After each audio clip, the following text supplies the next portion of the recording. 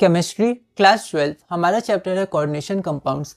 हम सीबीएसई के previous year questions कर रहे हैं जो 2010 से 2023 तक आए हैं। हमारा टॉपिक 5 है आईयूपीएसी नेम। उसमें हम पहले कर रहे हैं फॉर्मूला हमें गिवन है, उसका आईयूपीएसी नेम लिखना है। तो अगला क्वेश्चन है question number 23, right the IUPAC name of this compound. यह क्वेश्चन ऑल इंडिया 2011 में 1 मार्क का है। एक बार आप इसे ट्राई करिए, फिर हम आगे बढ़ते हैं। तो ये हमारे पास गिवन कंपाउंड है, ठीक है। तो सबसे पहले हम ऑक्सीडेशन स्टेट निकालेंगे। अब आप यहाँ देख सकते हैं कि पिछले क्वेश्चन में भी हमने ऐसा एक क्वेश्चन किया था, पर ये इससे हल्का सा डिफरेंट है।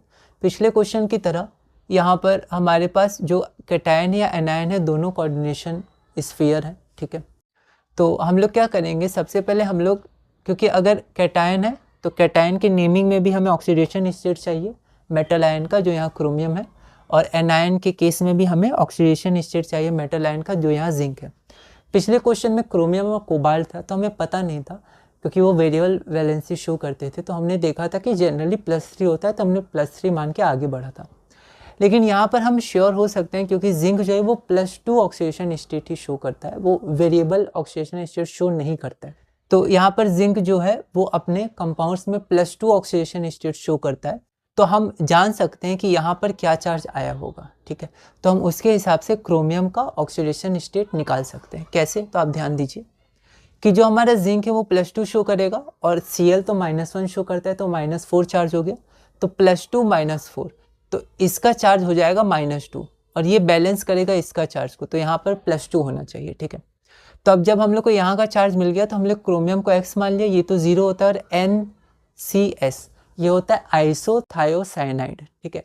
आइसोथायोसाइनाइड इसका -1 चार्ज होता है, तो यहाँ पर X +0 -1 और यहाँ टोटल चार्ज +2, तो X का वैल्यू हमारे पास +3 आ गया। आप डायरेक्ट भी नाम लिख सकते हैं, कोई दिक्कत नहीं है, 1 मार्क का क्वेश्चन है, क्योंकि जनरली क्रोमियम +3 शो करता है, तो हम लोग +3 मान के आगे बढ़ सकते हैं।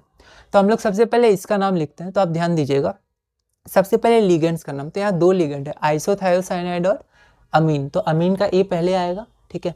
तो यहाँ पर 5 बार अमीन है, तो हमने लिख दिया पेंटा अमीन। अब इसका नाम है आइसोथायोसाइनाइड, ठीक है।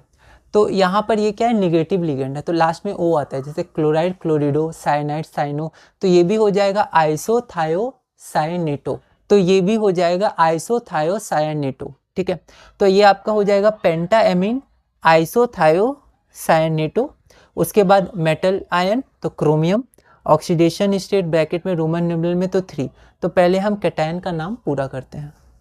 तो कैटायन का नाम हो गया पेंटा एमीन आइसोथायोसाइनेटो नेटो क्रोमियम 3। अब हम रखेंगे एनायन का नाम। तो एनायन के नाम के लिए भी सबसे पहले लिगेंड्स का नाम लिखेंगे। तो यहाँ एक ही लिगेंड है क्लोराइड, तो क्लोरिडो हो जाएगा, क्योंकि निगेटिव लिगेंड्स लास्ट में O आता है।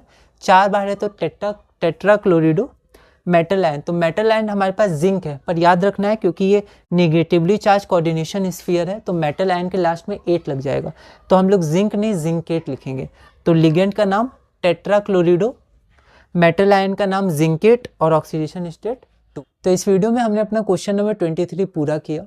अगली वीडियो में हम क्वेश्चन नंबर 24 करेंगे और अपने टॉपिक 5 आईयूपीएसी नेम में आगे बढ़ेंगे।